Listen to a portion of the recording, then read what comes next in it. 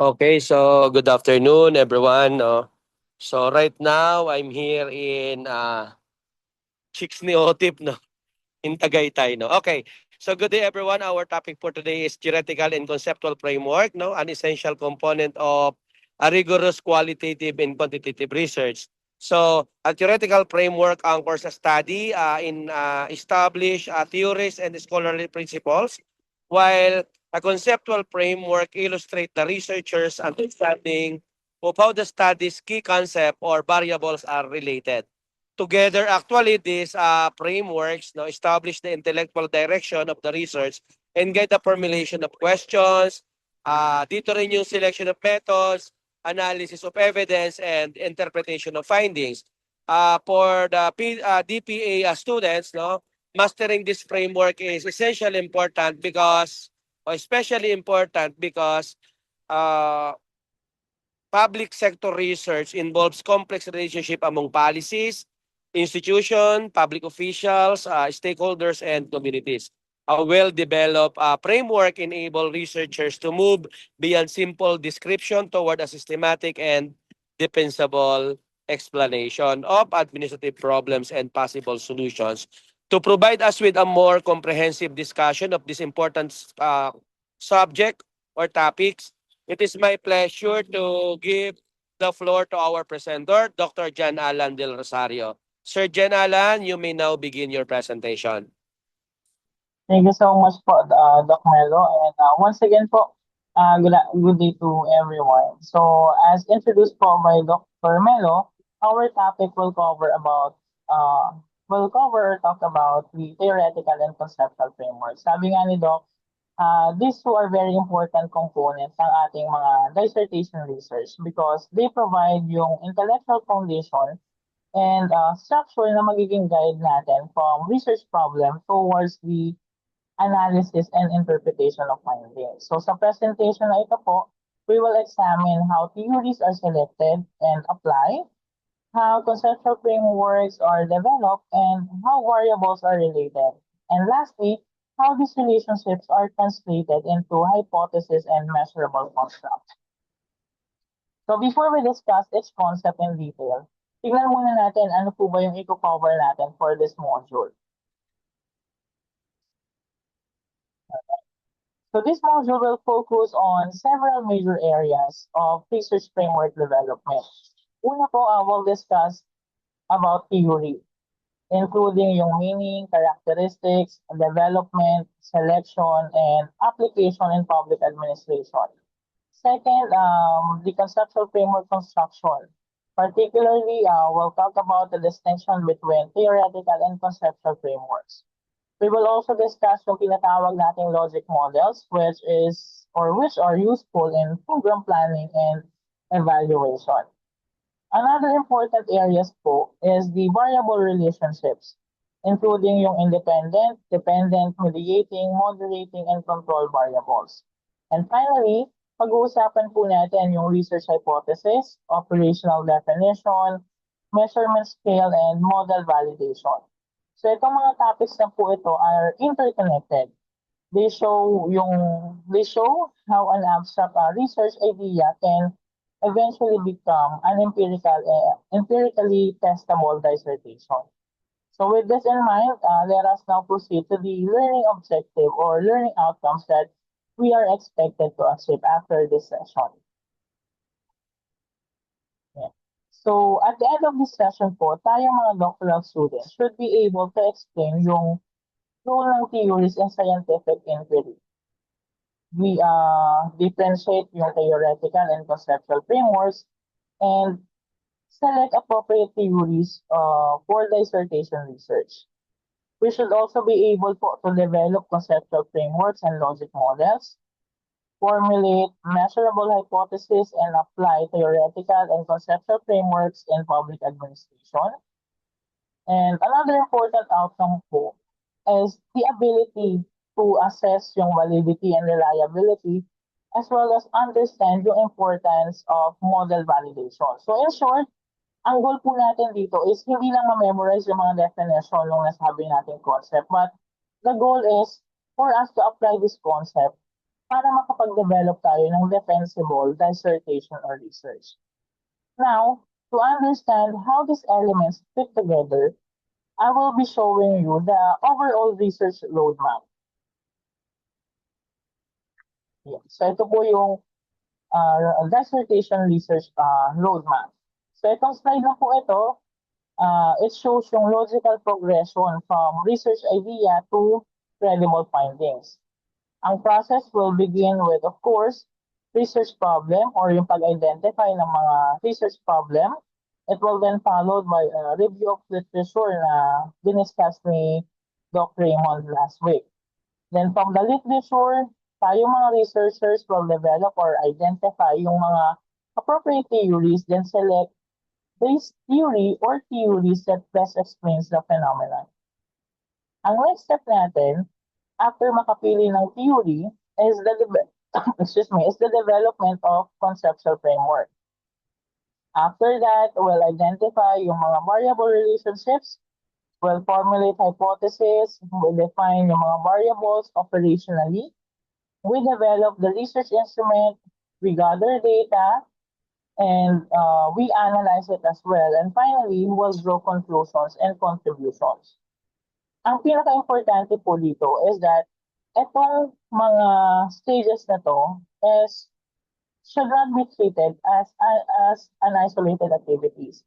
But we should consider this as an connected stages and activities leading to a good dissertation na maraming makukuha or matututunan. And since theory is one of the foundation ng tinatawag nating roadmap, ang next question natin is, ano nga ba yung theory? Okay. So ang theory can be understood as a structured explanation of phenomena. Bakit nga ba nangyari yung isang bagay na yun? And as presented in this module, sabi ni Creswell and Creswell, ang theory daw is a set of interrelated concepts and propositions na mag-explain or mag-predict ng relationship among variables. Kay Kerlinger naman and Lee, they similarly describes na yung theory daw is a systematic explanation or observable phenomena through concepts, construct, definitions, and propositions. Therefore, ang theory, it gives us a way to explain bakit nga ba nangyari itong isang phenomenon, how variables may be connected, and sometimes what may happen under certain conditions. Ang theory, it also generates yung hypothesis, it guides yung research natin, it explains phenomena as we've mentioned, and it also predicts outcomes. And lastly, it helps us na magkaroon ng organized research.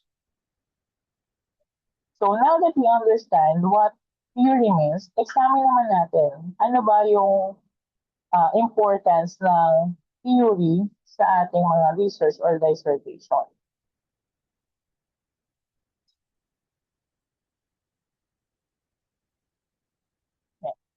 Ang theory, it matters kasi it performs yung mga several functions or several important functions sa research natin. Una dyan is the provision of explanation. Ang theory, tinutulungan niya tayo na maintindihan kung bakit nga ba nangyari yung isang particular phenomena. Ang example natin dito, suppose that we wanted to understand bakit yung mga government employees are highly motivated to provide quality public service. Pwede tayong gumamit ng public service motivation theory. Itong theory na ito, it explains kung bakit yung mga employees are motivated by a desire to serve the public, contribute to society, and pursue public interest rather than because of the salary or promotion. So therefore, theory, sinasagot na yung question na, why is this happening? Second po is the theory supports prediction. Yeah. Ang theory, it allows us to anticipate kung ano yung possible na mangyari when certain conditions are present. So for such, using the technology acceptance model, if we know that government employees perceive yung digital system as useful and easy to use, pwede nating i-predict na they are more likely to adopt and use that system. Kasi nga, nakikita nila na useful and we can use it easily. So in this case, theory, it answers the question, what is likely to happen? Ang next is, theory provides organization. So, ang mga research, it often involves many concepts and observations. And with theory, tutulungan niya tayo na i-organize yung mga concepts na ito into a coherent explanation. So once again, in studying digital transformation in government, pwede tayo maka-encounter ng concept kasama yung leadership support, digital competence, technology infrastructure, employee attitudes, technology adoption, and even organizational performance. Pero instead of examining all this concept separately, ang theoretical perspective can help us organize them and understand how they may be connected. So there's no need na isa-isayin natin yan. Instead, through theories, we will be able to come up with key concept or idea kung paano natin pag-aaralan yung mga konsepto na ito as one or how they are interrelated or interconnected with each other. And with this, ang theory therefore answers the question, how can we organize what we know about this phenomenon? Fourth, ang theory, it provides guidance. Ang theory, tinutulungan niya tayo mga researchers to decide kung ano-ano yung mga variables na dapat natin examine, ano-anong relationship yung dapat natin investigate, and even what hypothesis should be formulated. So for example, if we use yung tinatawag natin system theory para pag-aralan yung isang energy housing project, pwede natin i-consider na yung housing project as a system which is composed of interconnected elements. And what are those elements? Residents, housing units, infrastructure, utilities, and community facilities, as well as institutional management. And since these elements are interconnected, our research may examine whether problem in one components are associated with outcomes in another component, such as yung resident satisfaction or housing sustainability. And theory that provides guidance will help us answer the question, what should we examine and how should we investigate it? And finally, ang theory, it contributes knowledge. Research does not simply use theories. Dapat, ang theories can also be tested, can be refined, can be extended, or we can even challenge them. So for example, sa technology acceptance model ulit. Yeah, so we use TAM to study yung digital system adoption among government employees. Kung yung findings natin, it shows na yung perceived usefulness as well as yung ease of use significantly influence adoption, our findings may support the theory.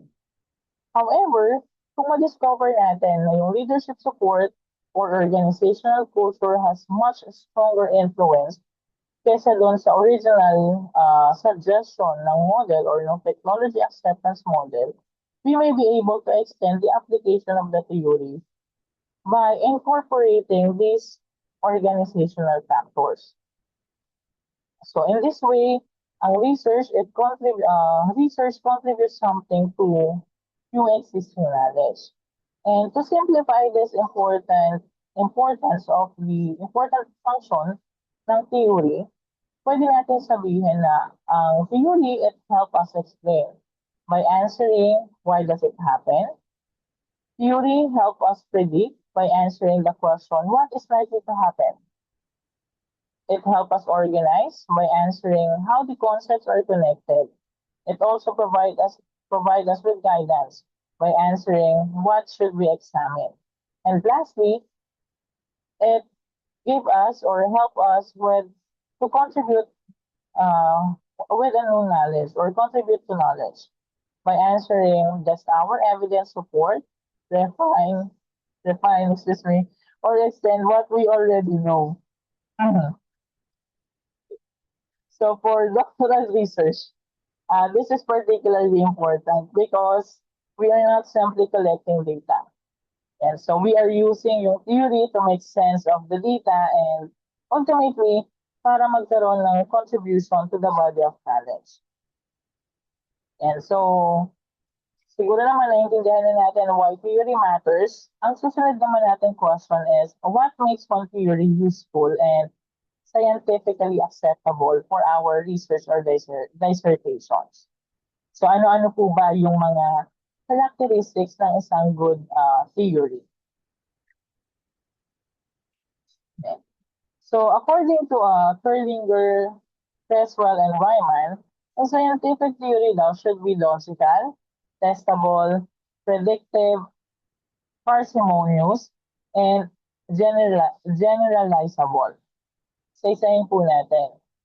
Yeah. So first, a good theory should be logical. Ibig sabihin, yung mga concepts and propositions nito should be internally consistent and should not make sense when considered together.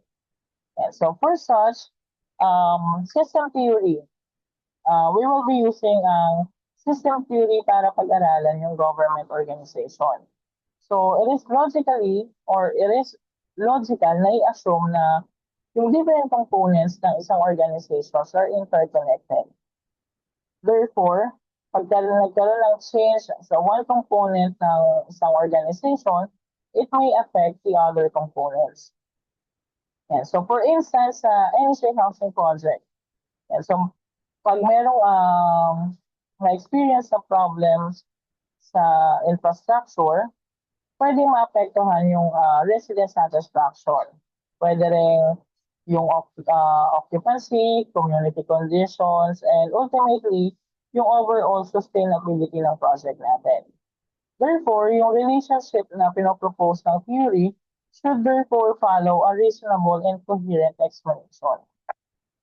Second one, a good theory should be testable. Ibig pong sabihin, ang mga propositions of the theory should be capable of being examined using empirical evidences. So balikan natin yung technology acceptance model. Pwede tayo mag-propose na yung perceived usefulness ng technology influence yung adoption among government employees. Pwede po yun. Yan. We can measure yung perceived usefulness through survey indicators and measure technology adoption through observable behavior or reported usage. We can then collect yung data and examine it statistically para ma-determine natin whether the expected relationship exists. Therefore, ang theory should not merely provide an interesting explanation. It should allow us to test whether that explanation is supported by evidences. So for our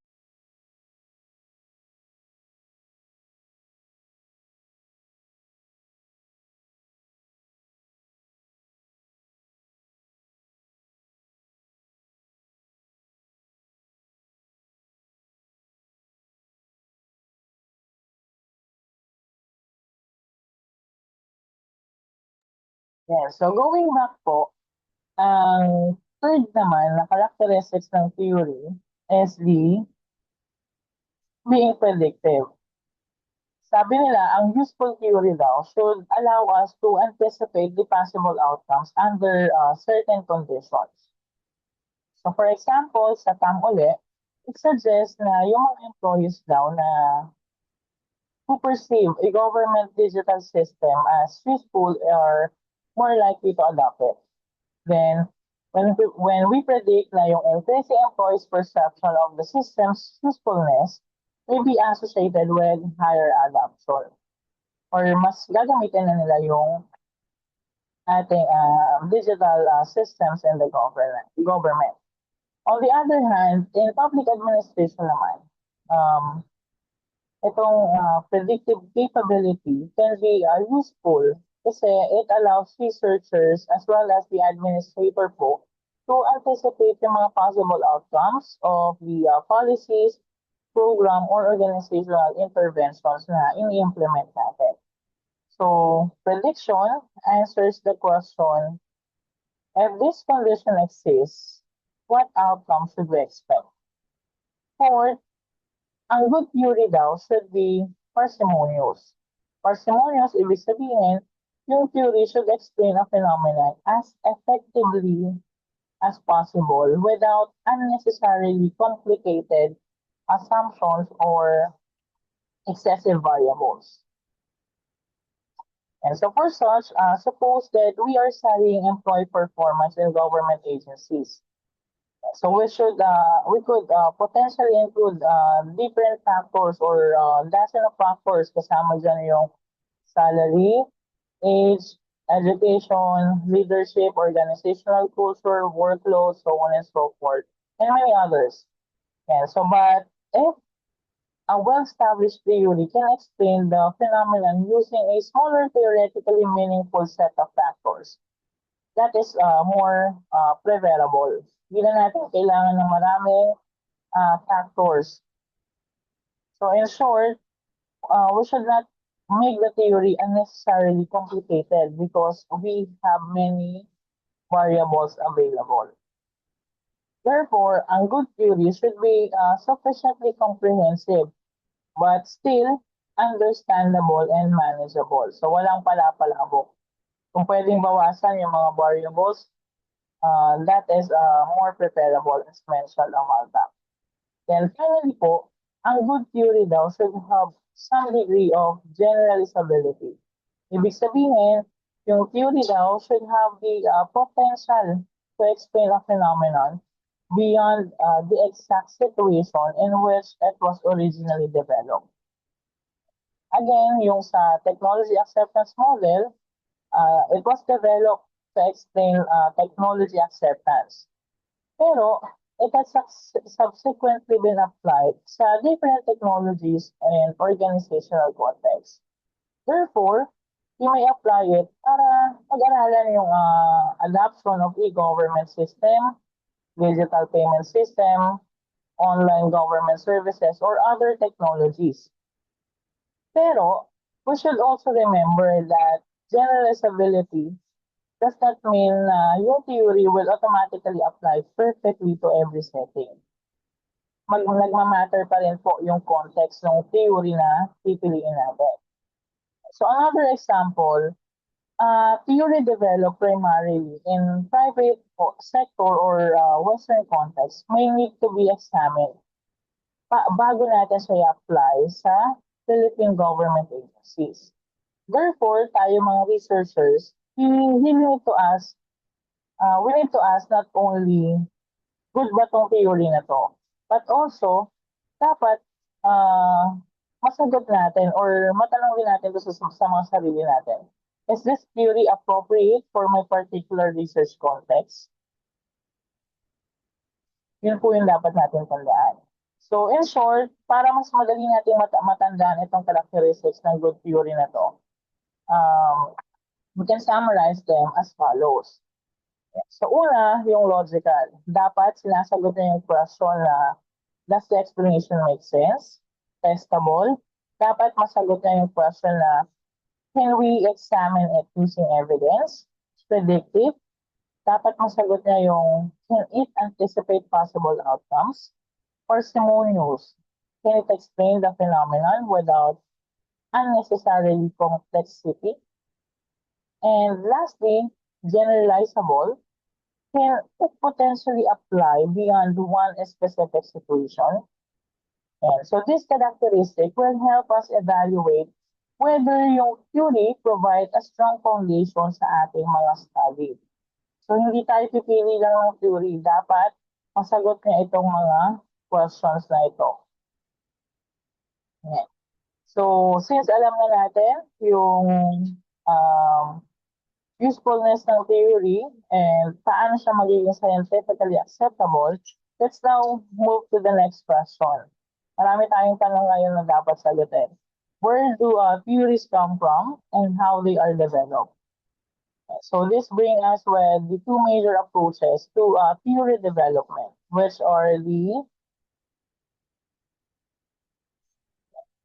inductive and deductive approach in theory development.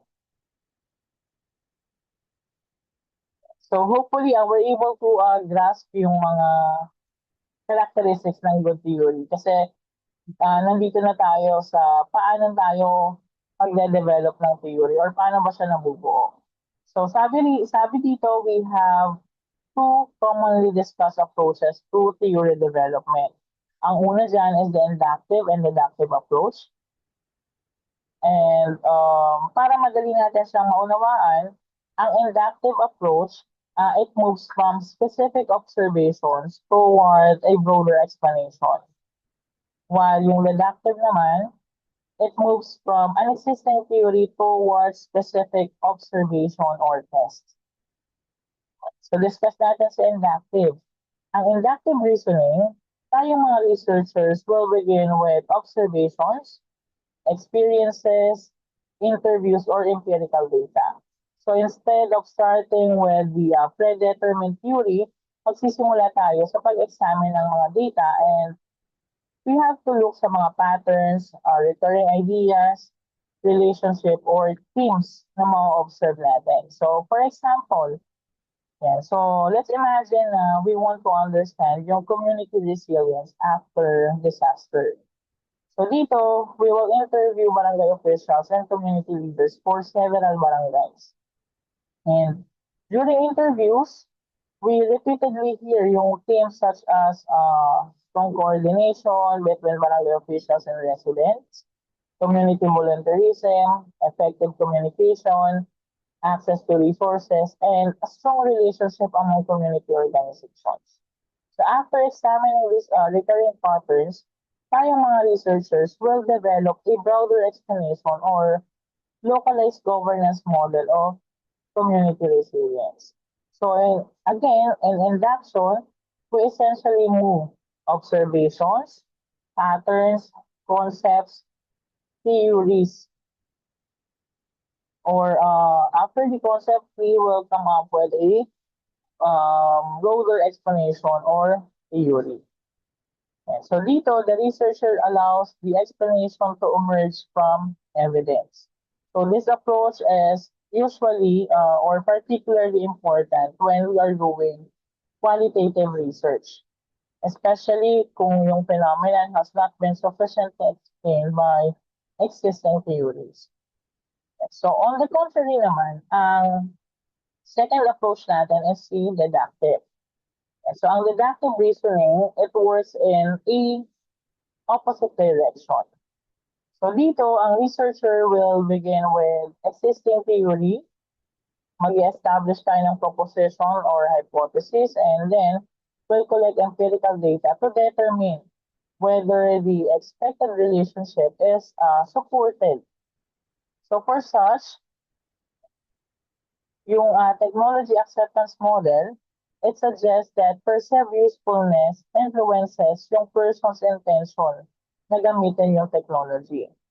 So we can formulate hypotheses such as perceived usefulness significantly influence employees' adoption of government digital system. So nagsimula po tayo dun sa existing theory versus the technology acceptance model. We formulate yung hypothesis. After the hypothesis, we then develop indicators para i-measure yung perceived usefulness and technology adoption. After that, we'll collect data from employees and we'll use appropriate statistical techniques para i-test natin yung relationship. So if the statistical findings support the hypothesis, ang findings will provide empirical support for the theoretical proposition in the particular context. So again, ang deductive reasoning can be summarized as theory, hypothesis, data collection, testing, and findings or conclusions. Usually daw, ang deductive approach is commonly used or associated with quantitative research. Although, broader logic of deduction can also be used in another research approaches. So, pwede pa rin naman siya gamitin. Okay. So, next naman natin is, how do we determine which theory is most appropriate for our particular research? So, nandito naman tayo sa theory selection. So, as we all know, yung pag-select ng appropriate theory is one of the most important decisions in doing dissertation research. So, tayo sa doctoral level, we should not select theory because of its popularity. It's frequently cited by other researcher, or it was recommended by another researcher.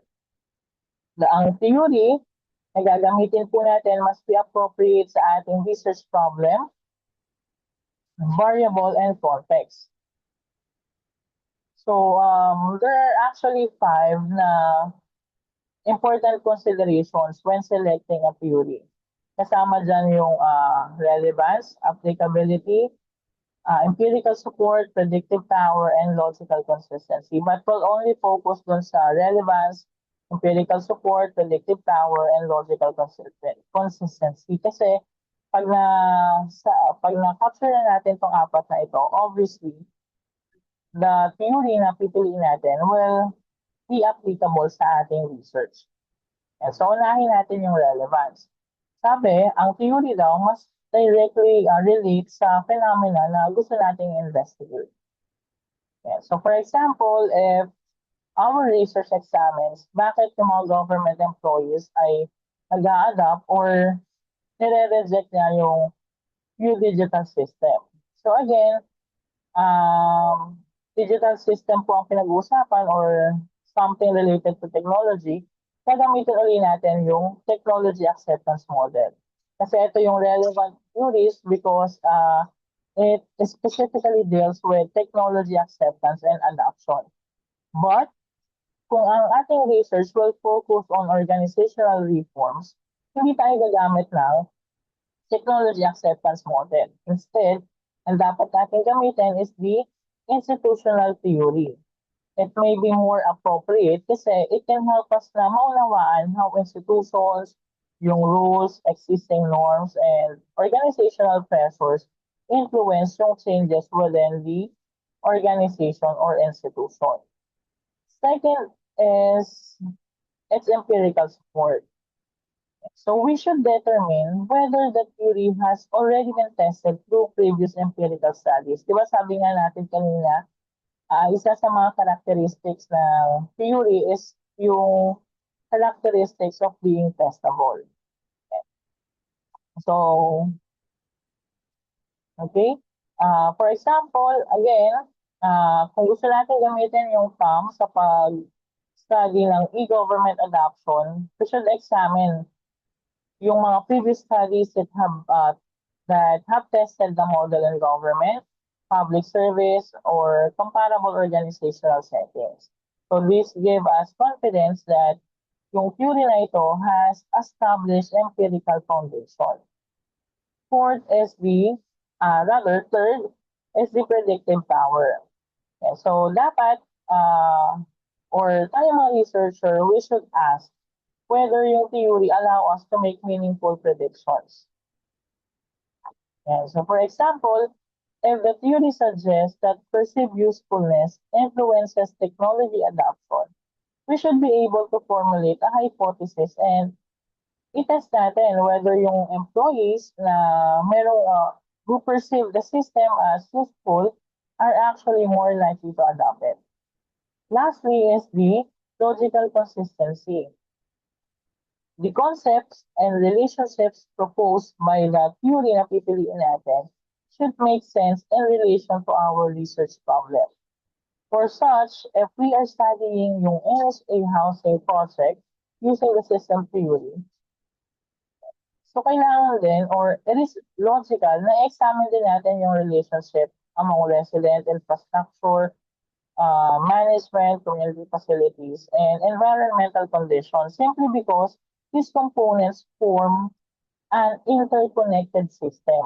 Kaya nga po, system theory ang ating napili. So, when selecting a theory, we should ask, is it relevant? Has it empirically has it been empirically supported? Can it help us predict? And does it logically explain our phenomena? Yun yung mga dapat nating masagot before we decide kung ano yung theory na nararapat doon sa ating dissertation.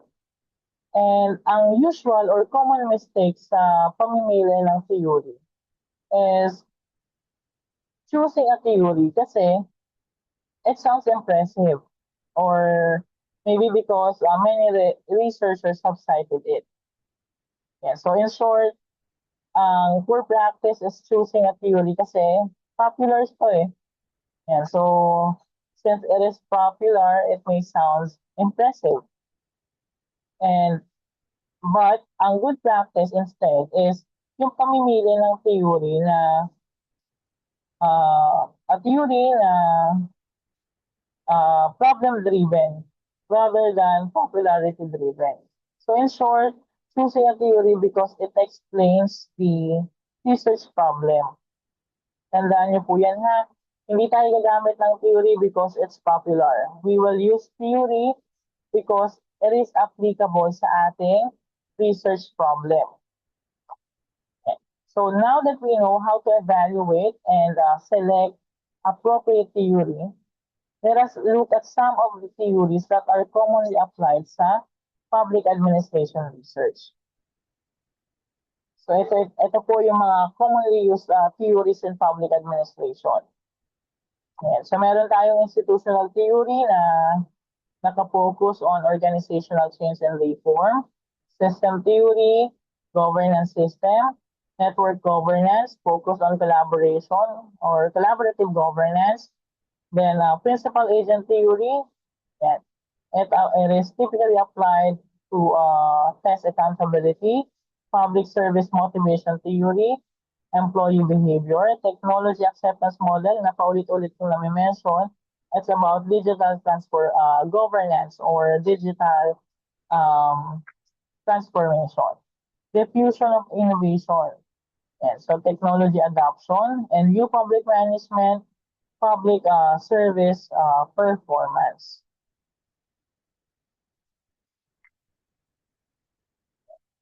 So to make this principle more concrete, let us try to apply this. Let us try to apply one of this theory to an actual public administration research problem. So try lang po natin, ha? Okay. So itong slide na ito po, or yung example natin dito is about digital transformation and National Housing Authority. Yeah, so supposedly our research question is what factor influenced digital transformation in NSA? So ang possible theory na gagamitin natin dito is the technology acceptance model. So we can also identify yung mga several possible variables based on the research problem. So dito, pwede yung leadership support may influence employees' willingness to embrace digital transformation. Meron tayong tinatawag din na digital competence which may also influence whether employees are capable of using new technologies. Then we may have perceived usefulness as mediating variable. And finally, digital transformation or organizational performance can serve as the dependent variable. So therefore, yung ating TAM, it can provide the theoretical foundation as it explains kung paano yung perceptions about technology is technology influence its acceptance and usage. And so, for example, yung NSA, it introduced a new digital system for managing housing inventory. So, ang mga empleyado, they believe na yung system will make their work faster, easier, hopefully more accurate, and we will be they may be more willing to use it kasi nga nakikita natin na mapapadali niya yung trabaho namin. But yung perceived usefulness alone, hindi naman niya may explain yung lahat. If employees do not have sufficient digital competence or kung walang management na magsusupport din sa transition, yung adoption ng system na in-introduce will definitely be limited. So this illustrates kung bakit nga ba yung theory is very useful. It gives us a structured explanation ng mga relationship among these variables.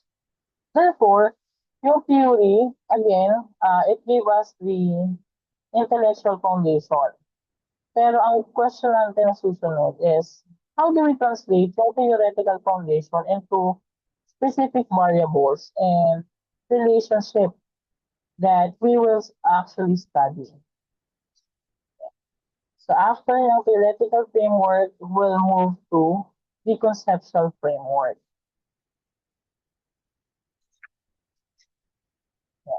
So at this point, mag-start tayo. We move from the theoretical foundation towards conceptual framework. As we all know, ang conceptual framework is where we organize the specific concepts and variables that we will investigate sa ating study or research. So once again, pwede natin sabihin na yung theory will provide us the foundation, while yung conceptual framework, it provide us with the research blueprint. Paano ba natin gagawin yung dissertation natin? Okay. So now, let us now define the conceptual framework para ma-examine din natin ano yung purpose na ito sa dissertation research natin. Okay. So accordingly, ang conceptual framework is a visual or narrative representation of the variables in a study and their expected relationship. Ang conceptual framework, it is derived from the selected theory and it was supported by relevant literature and empirical studies. So mahalaga po yung diniscuss ni Sir Raymond last week. Dapat ma-apply din natin ito para makapag-create tayo ng maayos na conceptual framework. Yeah. So the key word here is ano yung ina-expect natin relationship. And when we create a conceptual framework, we are essentially saying na based on theory and previous research, this is how we expect these variables to be connected. Nakita niya, meron po tayong basis. Yung theory and yung mga previous research or yung literature and studies na synthesize po natin. So for example, suppose that we are studying digital governance and citizen satisfaction. We may propose that better digital governance improves service efficiency, and that improved service efficiency contributes to higher citizen satisfaction. This framework can therefore show digital governance, service efficiency, which leads to citizen satisfaction. So ang conceptual framework, it helps us organize the study, identify the variable, and formulate hypothesis. And of course, determine kung ano ba yung dapat nating kolektahin dito. And since madalas we are confused between theoretical and conceptual framework, distinguish muna natin ulit yung dalawa. Okay. So, this is an important distinction, especially kung tayo ay gagawa ng dissertation. So, tandaan lang natin, ang theoretical framework is based on established theory. It provides the intellectual foundation for examining the phenomena. While the conceptual framework, on the other hand, is specific to our study. It is developed by synthesizing a selected theory with relevant literature empirical evidences, and then we identify yung specific variables and relationship na we are intent to investigate. So in short, ang theoretical framework, it answers the question, why does the phenomenon happen? While the conceptual framework, how are the variables in my study expected to relate? So another example about system theory. And so suppose that we use yung system theory as our theoretical framework. Ang theory na ito, it tells us the different components of system that interact with one another. Our conceptual framework may then identify specific components of an energy housing project such as infrastructure, utilities, community facilities, estate management, resident conditions, and we can propose how this factor relates to what we call housing sustainability.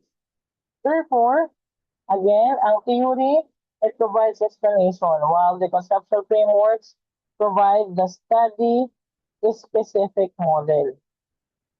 Ang theory, it provides yung framework po and explanation. While ang conceptual framework, again, para lang to doon sa ating study or research dissertation. And so hopefully, we grasp yung difference between the two concepts. Now, ano-ano ba yung mga steps para makapag-develop ng isang conceptual framework? So, nandito po tayo. Okay. So, sa pag-develop ng conceptual framework, yan, hindi lang siya simpleng pag-draw ng mga box, pag-connect ng mga arrow, meron tayong mga logical process behind it. So, una po, we define the research problem. So, kailangan, ang una po natin gagawin is to clearly identify ano ba yung phenomenon na gusto pa natin mas maintindihan. Second, conducting the literature review. Dito sa step ko na to, we should examine ano yung mga previous researchers that have already discovered regarding din sa phenomena na gusto natin pag-aralan. Okay.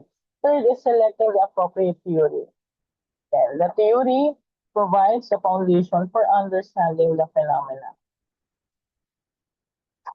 And fourth, what are the variables? Or let's identify the variables. Dito, we determine ano yung mga factors that are relevant sa ating research problem. Fifth, determine the expected relationship. Sa stage na to, we asked which variable influence which. And is the relationship direct or indirect? Or is there a mediator or moderator? Yun yung mga dapat natin sagutin sa step 5. Sa step 6 naman is developing the visual framework. Dito, we'll translate those relationships into a diagram. And finally, we check whether the framework is consistent with our research question, objectives, hypotheses, and methodology. So for such, an AI adaptation study, yung leadership support and digital competency may perceive usefulness, which may influence AI adoption. Ang important point is that yung every major variable and arrow should have a theoretical or empirical justification. So again, sa paggawa ng conceptual framework, hindi lang simpleng mag-draw ka ng box, i-connect mo yung arrow. Dapat interconnected yung ating mga variables with or sabihin na natin consistent dapat siya sa ating research questions, objective, hypothesis, and methodology. And so to construct the framework properly, kailangan din maunawaan natin yung different roles that variables plays within it. And so ano-ano ba yung component ng conceptual framework? Okay. So there are several important components of a conceptual framework. So ang first is the independent variable. Ito yung tinatawag na presumed cause or yung predictor or explanatory variable. So for example, yung leadership support dito sa ating example, yung leadership support or leadership power can be considered as the independent variable kasi ito yung predictor natin. Ito yung mag-explain ng other variable. Second is the dependent variable. Ito naman, this is the expected outcome. So dito sa diagram natin, yung employee performance may be considered to be the dependent variable na nakadepende sa ating IV or independent variable. Then, third is the mediator. Ang mediator naman, it explains how or why an independent variable influences a dependent variable. So example, yung leadership support, employee motivation, and employee performance. So among these three, ang ating mediator is the employee motivation. Kasi ang employee motivation dito sa diagram natin, it explains yung part of the mechanism na nagko-connect dun sa leadership support patungo dun sa performance, sa employee performance. Ang fourth natin is the moderator. Ang moderator naman, it affects the strength or direction of a relationship. So dito sa example natin, suppose that we find na yung leadership support improves employee performance. Pero this may be stronger in organization with supportive organizational culture. In this case, organizational culture, as I mentioned, act as a moderator. And finally, we also have the what we call control variables. So these are factors that we we account for simply because they may influence the outcome on potentially confound the relationship we are studying. And so, ayan yung ating mga variables. Ang next naman natin is the variable relationships. Yeah, so we're able to identify the independent, dependent, moderator, mediator, and control variables. Kaya now, ano-ano yung different relationship among these variables. Yeah. So, as we've mentioned, ang variables are measurable characteristics that can differ across individuals, organizations, group, or situations. And so, the major type ng variables na diniscuss natin kanina, as I mentioned, yung independent, dependent, mediating, moderating, and control variables. Yan. So, para mas maunawaan natin, so, imagine na ang study natin is about digital governance and citizen satisfaction. Digital governance may serve as the independent variables while yung citizen satisfaction may be the dependent variable. Ang basic assumption natin dito is that better digital governance is associated with higher satisfaction. But research can become more sophisticated. And so perhaps yung digital governance improves service efficiency, and the service efficiency then improves citizen satisfaction. So in this case, service efficiency becomes mediator. Or sabihin na natin na the effect of digital governance on satisfaction may differ depending on citizens' digital literacy. Then digital literacy naman, as described, it may function as moderator. This is why understanding yung variable relationship very important. Kasi we are not simply asking, are these variables related? We can also ask, paano sila related and bakit sila related? And under what condition is the relationship became strong or weaker? Okay. Ang next natin is the types of relationship. So sa mga variables, there are four types of variable relationships. Merong positive, negative, mediation, and moderation. Sa positive relationship, dito, isa sa mga variable, when one variable increase, the other tend to increase as well. So in short, meron silang proportional relationship. When A increase, B will also increase. Sa negative relationship naman, dito, isang variable will increase and the other tends to decrease. So in short, ang kanilang relationship is inversely proportional. Pag tumaas si A, bababa si B. On the other hand, pag tumaas si B, bababa si A. So next is the mediation. Dito naman, an independent variable affects the dependent variable to another variable. And so for such, yung digital leadership, employee digital competence, and digital transformation, ang digital competence, sabi natin, it explains yung part ng mechanism through kung paano yung leadership contributes to digital transformation. So kung walang kung wala yung leadership, definitely wala tayong hindi magkakaroon ng digital competence sa mga empleyado kasi they do not support yung patungong digital transformation. So ang fourth is the moderation. Dito naman, another variable change the strength or the direction of the relationship. So aside kay mediator, may another variable tayo dito, which is the moderator.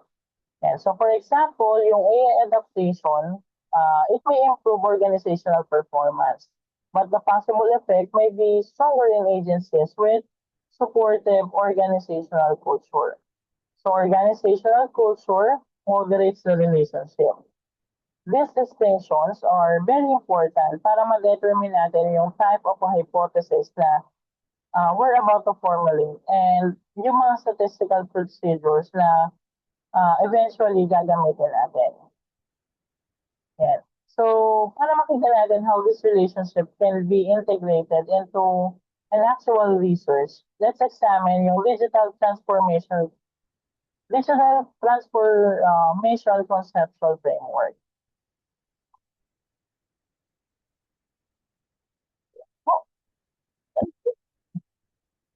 And so this conceptual framework, it focuses on digital transformation in the Philippine government agencies. The framework identifies yung several foundation factors, kasama dyan yung leadership support, digital competence, and technology infrastructure. These factors can influence employees' acceptance and use of technology.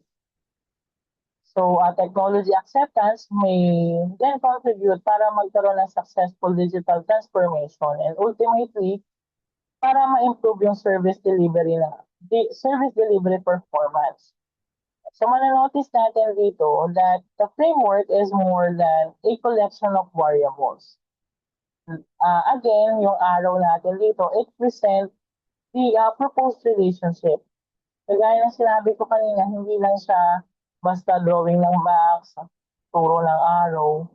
Dapat, yung mga arrow na gagamitin natin dyan will signify kung ano yung possible relationship among those variables. Yeah. So for such, yung leadership support may influence technology acceptance simply because yung mga employees are more likely to embrace new system, lalo na kung yung management ay magpo-provide ng resources, encouragement, training, and direction. Similarly, yung digital competence may also influence technology adoption because employees need the knowledge and skills para gamitin yung technology as effective as it is. So, okay. So, while the conceptual framework focus on relationship among each variable or research variable, meron pa tayong another framework na especially useful then when we want to understand kung paano yung mga program moves from resources to result. And this will now lead us to another topic, which is the logic models. So ano ba yung logic model? Sabi dito, ang logic model daw is a systematic and visual presentation of how a program is expected to work. Yeah. So commonly, it follows the sequence: inputs, activities, outputs, outcomes, and impact. So isa-isahin po natin. Ang inputs, ito yung mga resources na in-invest sa program. It may include yung budget, personnel, equipment, technology, and even facilities. Pag pinag-usapan naman yung activities, ito yung mga ginagawa ng organization gamit yung mga inputs natin or mga resources natin. So, pwedeng merong training, employee developing a digital platform, conducting community consultations. On the other hand, ang output naman, these are the immediate products or service na na-produce. Yan. So, byproduct ito ng ating inputs and activities. So aside sa output, meron tayong tinatawag na outcomes. Ito naman yung mga changes na nag-result from those output. Yan. So pwedeng faster processing, improve accessibility, or increase employee competence. And lastly, the impact.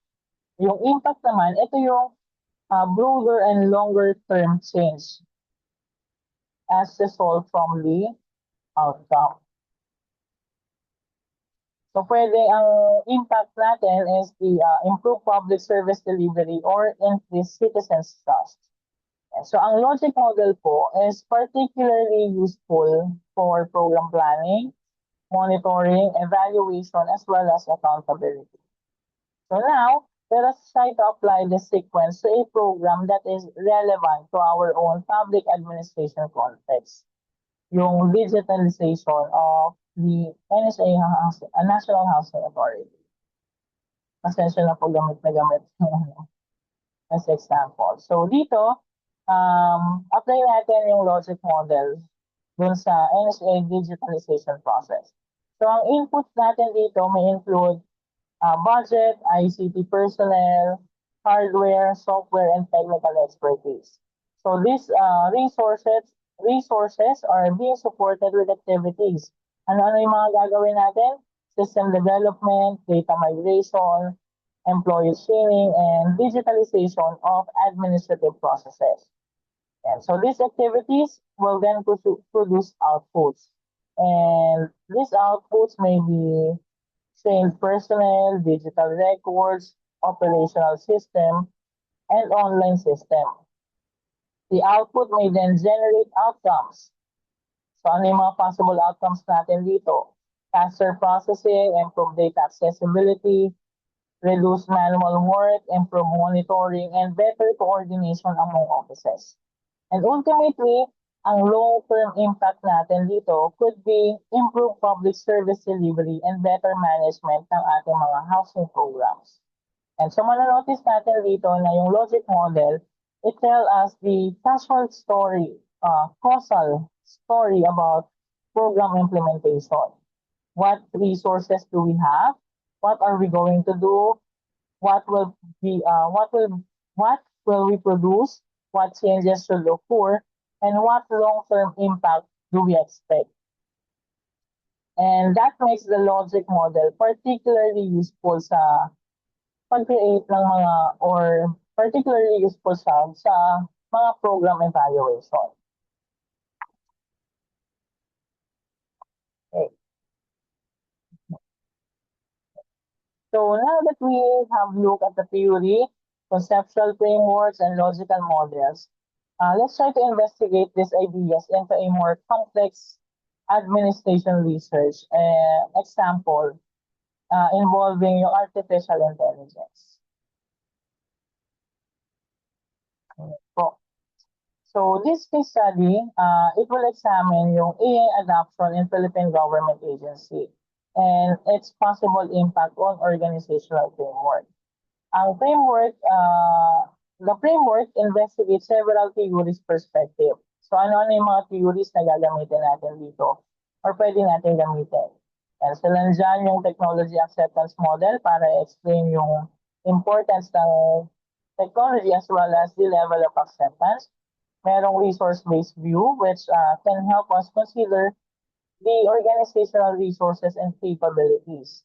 Nandyan din yung diffusion of innovation theory that can help explain how innovations are adopted within organizations. And lastly, the organizational culture theory that can help us to understand how organizational values and practices influence yung technology adoption and implementation. So the framework will include variables such as leadership support, digital competence, perceived usefulness, AI adoption, and organizational performance. Hence, dito, ang perceived usefulness will serve as the mediator. Ibig sabihin, yung leadership support and digital competence may influence whether employees perceive AI as useful, which then affects AI adoption. Makikita rin natin dito na yung organizational culture will function as moderator. So in other words, the relationship between AI adoption and organizational performance may differ depending on the organization's culture. So this example, it demonstrates na yung complex public administration problem may require us to integrate multiple theoretical perspective. Yan. So in short po, hindi lang isang theory ang pwede natin gamitin. Yan. We can explore kung ano man yung applicable sa ating study.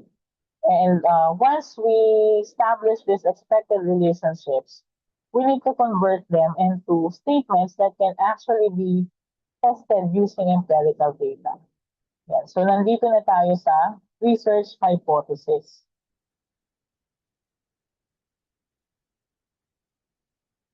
Pa-heart naman kung nandiyan ko kayo. Okay. So we know, ayan. So now we now move from conceptual framework to empirical testing. Ang hypothesis is essentially a researcher's expectation about the relationship between variables. While the conceptual framework may show an arrow from what we had presented about AI adoption to organizational performance, yung hypothesis natin dito, it translates yung mga arrow into a testable statement. So in short, AI adoption significantly influence organizational performance. So this is important. Bakit? A conceptual framework tell us what relationship we expect, while yung hypothesis, it tell us what relationship we will test. So i-define na natin ano ba yung hypothesis. Okay.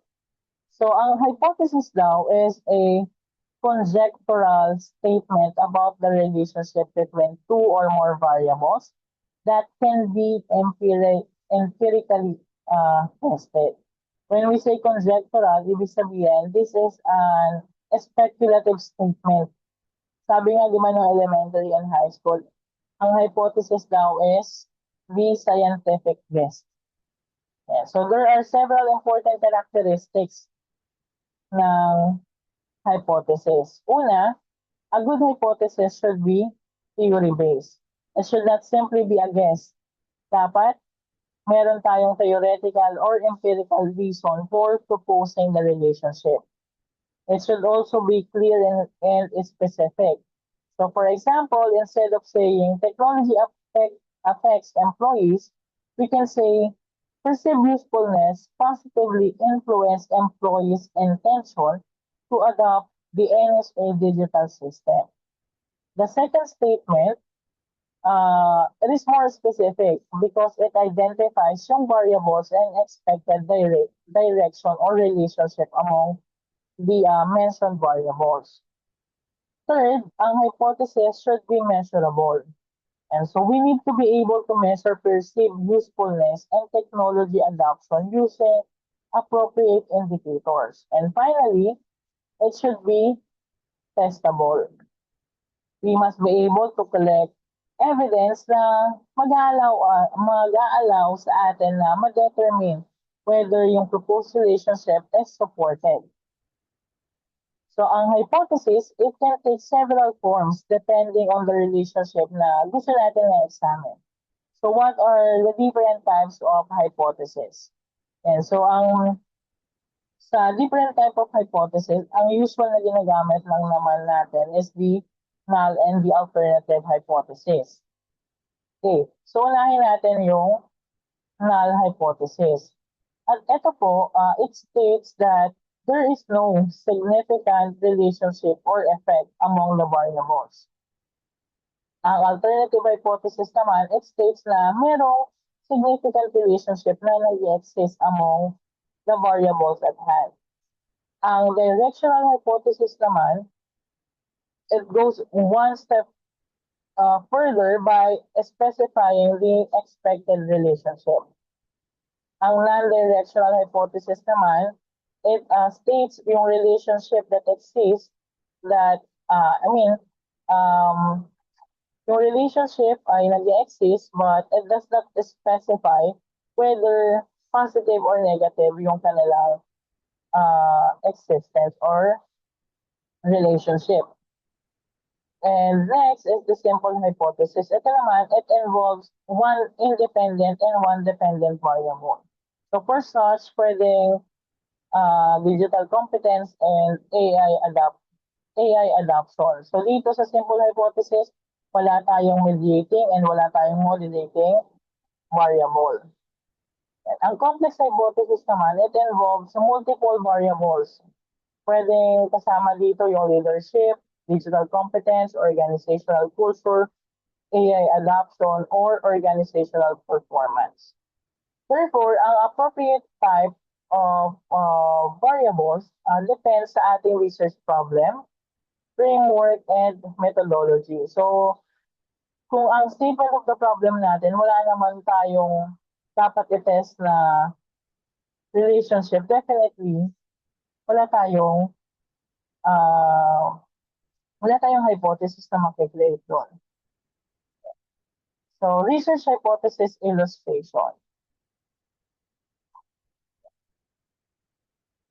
So, this one, it shows how we translate a relationship in the conceptual framework and it become a testable hypothesis. And suppose yung framework natin, we propose are perceived usefulness and technology adoption. So we can formulate the hypothesis as perceived usefulness positively influence technology adoption. Yeah, so notice na yung hypothesis natin directly corresponds to the arrow and the connect in the conceptual framework.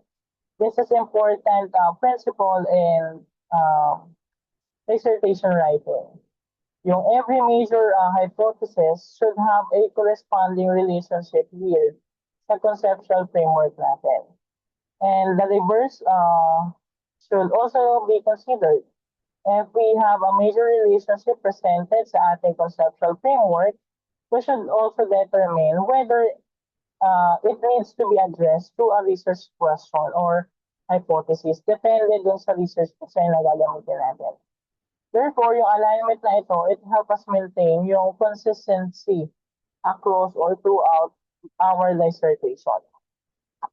And so now let's apply the same principle to a more complex administration example, public administration example rather, involving artificial intelligence.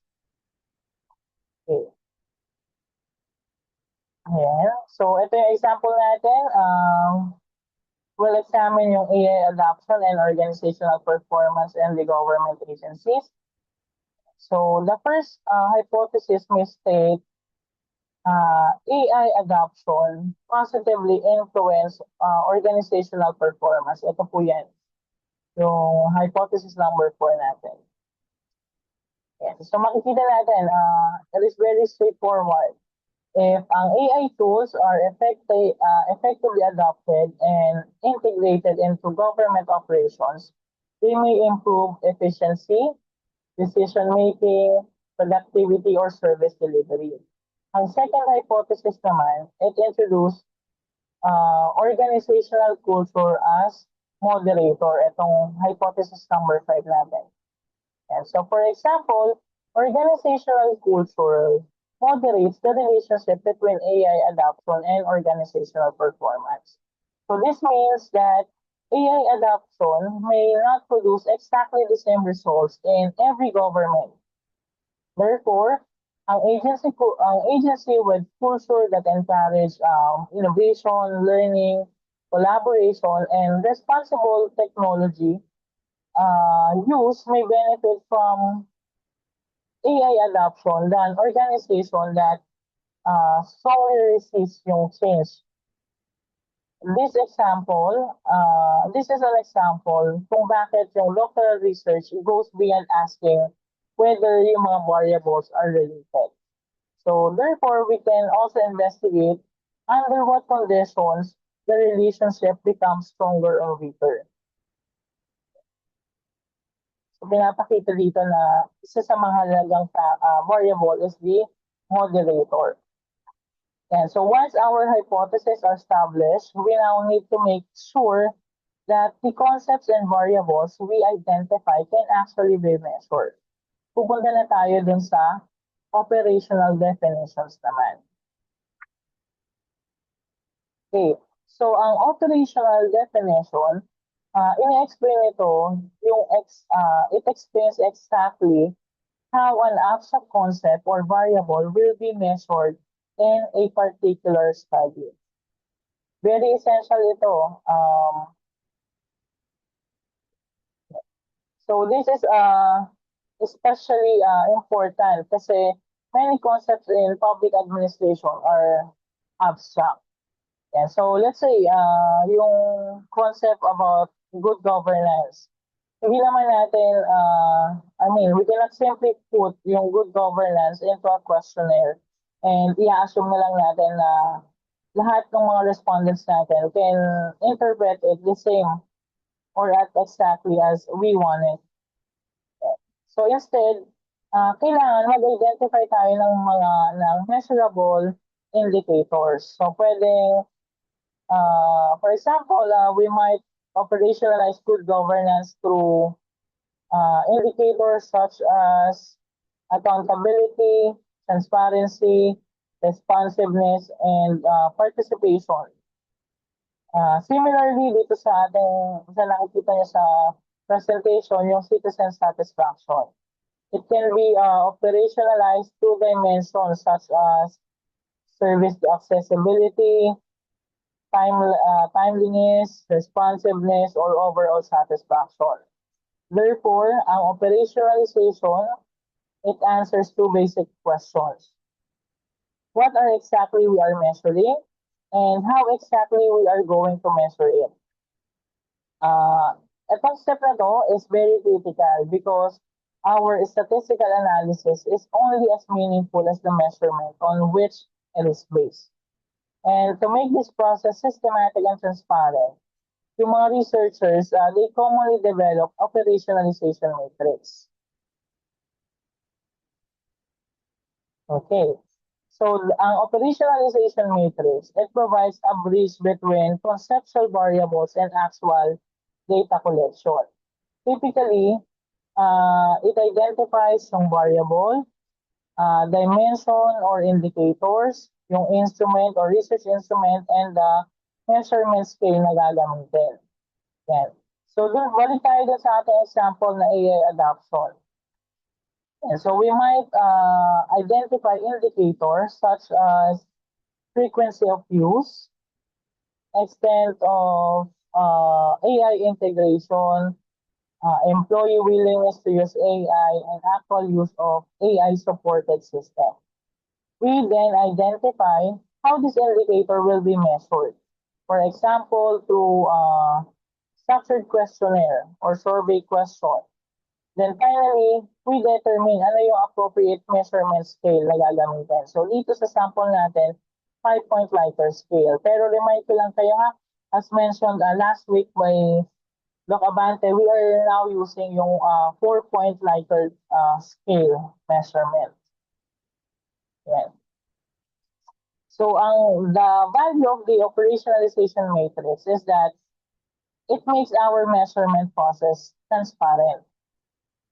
It also allows the researcher, the advisor, panel members, and eventually to other researchers to see exactly how an abstract concept was converted into measurable variables. And once we know what we are measuring and that what indicators we're about to use, our next question na is what type of measurement scale is appropriate?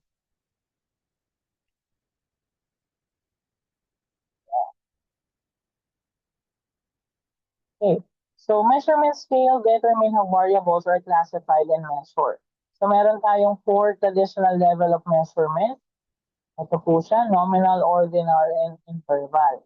Pag sinabi natin nominal, um, it categories or labels with no inherent order such as sex and department. Yung ordinal naman, it categories or ranks with a meaningful order but unequal intervals. Pwedeng educational attainment such as elementary, high school, college. Sa interval naman, ito yung ordered categories with equal interval but no to 0 point. Pwedeng temperature, Celsius, or Fahrenheit. Sa ratio, ordered categories with equal intervals and true 0 point. Pwedeng age, income, length of service. Yan. So dito, makikita niyo rin yung ating Likert scale. Ito yung very common sa public administration research. Ginagamit to for measuring yung perception and attitude. So for example, strongly agree, disagree, agree, and strongly disagree. So as I mentioned kanina, we do not, we are no longer using yung neutral kasi it shows bias din. Okay. So, mahalagang tandaan po natin na yung choice of measurement scale, nagmamatter yan kasi it influences the statistical techniques na that can be appropriately be applied sa ating dissertation studies. So, however, even if we have carefully defined and measured yung mga variables natin, we still need to determine whether our measurement and overall research model are actually valid and reliable. So, pupunta tayo ngayon sa model validation. So, sabi natin, ang conceptual framework may look very convincing on paper, but that does not automatically mean that yung model na ginagamit natin is empirically valid. Ang validation, it asks whether yung measurement accurately represents the construct that we are intended to measure and whether the proposed relationships are supported by the study. So, ang example natin dito, digital competence. So, suppose that we develop a questionnaire intended to measure digital competence. We need evidence that the questionnaire items actually measure digital competence rather than some unrelated characteristics. At a more advanced level, researchers may use structural equation modeling or SEM para examine yung relationship among multiple constructs simultaneously. Yung SEM na tinatawag natin, it allows us to examine both measurement and construct as well as the relationship among those constructs. Therefore, validation or strengthen the credibility of our findings. To understand the model validation better, kailangan ma-distinguish muna natin yung two fundamental concepts, the validity and reliability. Okay. So there are two fundamental concepts in research measurement, which are validity and reliability. So ang validity, it asks, are we measuring what we intended or what we intend to measure? Ang reliability naman, it asks, are we measuring it consistently? And so let us use a simple example. suppose that we develop a questionnaire intended to measure employee job satisfaction. If yung questionnaire natin consistently produce similar results but actually measures workload rather than satisfaction, it may not be reliable. It may be reliable, pero hindi siya valid. On the other hand, if the questionnaire is intended to measure satisfaction and actually measures satisfaction but produce highly inconsistent results, it may have validity concerns related to reliability. Makikita rin natin dito yung Cronbach alpha, which is commonly used to examine internal consistency among items and scales.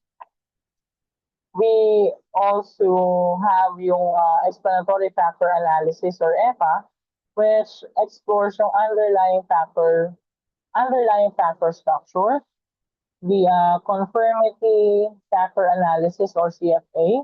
Ginagamit naman to when we already have a proposed measurement structure and we want na ma-determine whether the observed data fit that structure. And finally, the structural equation modeling or SEM, we can examine or it examines the complex relationship among multiple constructs and assess the overall model. Yeah, so these technologies help increase the scientific rigor of our research.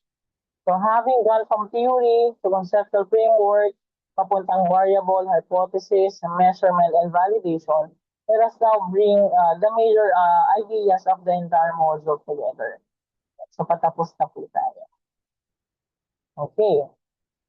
So summarize lang natin yung module 5. Medyo marami kasi concept and ideas na napapaloob dito. And so we started with theory. Again, ang theory, it provides the intellectual foundation na tumutulong sa atin na mag-explain, mag-predict, mag-organize, and mag-serve as guide ng ating study or dissertation. So from theory and literature, we develop a conceptual framework. Ang conceptual framework naman, it identifies the specific variables in our study and proposes how those variables are expected to relate. Those relationships are then translated into research hypotheses, particularly in quantitative research. Yeah. So next, we use operational definition to determine how our abstract concepts will actually be measured. We then select appropriate measurement scales and instruments. And finally, we examine the validity and reliability. And when appropriate, use advanced techniques such as EFA, CFA, SEM para ma-validate natin yung our measurement and structural model. So the overall research logic can be remembered as theory, conceptual framework, variables, relationship, hypothesis, operational, precision, measurement, and validation. And lastly, I want to emphasize one analogy. Ang dissertation na walang strong theoretical and conceptual foundation is like constructing a building without a blueprint. Kailangan natin magkaroon ng good materials and hardworking people. Pero kung walang clear design, the structure may not be coherent. And same is true with research. Pwede tayong mag-collect ng large amount of data, but if we do not have a clear theoretical and conceptual foundation, it becomes difficult na i-explain what does data actually mean. So, ito po yung ating mga reference for this session. Okay. So I believe that's the end of my presentation. Thank you so much for listening po. Okay, thank you so much, Doc. No, the discussion on theoretical and conceptual frameworks emphasizes that these are not merely formal requirements, as our presenter mentioned, in a dissertation or research paper. they serve as the intellectual foundation of the entire investigation. Again, a theoretical framework uses an established theory, no, to explain why a phenomenon occurs, whereas a conceptual framework presents the researchers' proposed relationship among the study major concepts, variables, or factors.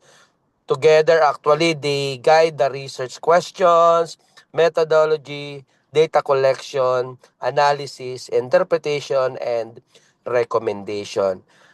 I'll just want to remind everyone that a strong framework ensures that every part of the study is logically connected and academically dispensable. In practical application, actually our presenter give us more example, no, in application.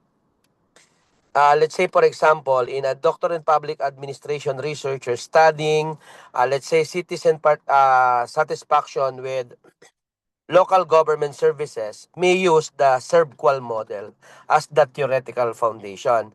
The conceptual framework could possibly, no, illustrate how reliability, no, responsiveness, assurance, ano pa ba, no, empathy, no, and the condition of government facilities influence citizen satisfaction. So the researcher may gather survey responses from residents and compare their expectation with their actual, no, experiences and determine which service dimension requires the greatest improvement. So the results could guide a local government unit in establishing service standards, no, improving frontline procedures, and strengthening employee training. Another example actually is a study on adoption of digital government services. You as a researcher may apply the technology acceptance model or yung tinatawag nating TAM or kaya again technology acceptance model. Hindi pwedeng tawagin TAM model ha kasi ang TAM stands for technology as acceptance model. Tapos tawagin mo na TAM model, hindi, no? So technology acceptance model or TAM, which explain that perceived usefulness and perceived ease of use influence a person's intention to use technology. So, the conceptual framework may include internet accessibility, nandyan yung digital literacy, trust, data privacy concerns, and perceived useful as factors affecting citizens' use of an online permit or payment system. Findings could help administrator simplify the platform or kaya naman provide community-based digital assistance or improve cybersecurity communication and of course possibly retain alternative channels for citizen with limited digital access. For qualitative research, a study exploring the experiences of barangay officials in disaster response management may be anchored, no, in resilience or collaborative governance theory. Instead of testing a statistical relationship, the framework can guide interviews concerning preparedness, coordination, resource allocation, no, and communication, community participation, and institutional learning. The themes that emerge may be used to develop a localized disaster response framework or kaya naman recommend clearer protocols or kaya regular simulation o kaya interoperable communication system or a stronger partnership among government agencies and community organizations. So again, an effective theoretical or conceptual framework should be relevant to the research problem. Dapat po siya ay supported by scholarly literature. It must be clearly illustrated and please consistently applied throughout the study. You as researchers must avoid presenting an attractive diagram that is never used in the analysis. Ang dami-daming ganon using AI, no? So the true value of framework is demonstrated when it help explain the findings and transform evidence into practical, measurable, and context-responsive recommendation for better governance and public service. So I think that's it because our presenter be able to give ano sa ating presentation. So napakagaling na ating presenter. Thank you so much and good afternoon everyone. Okay? So may I request to please somebody no please to take picture as part of our attendance. Puno.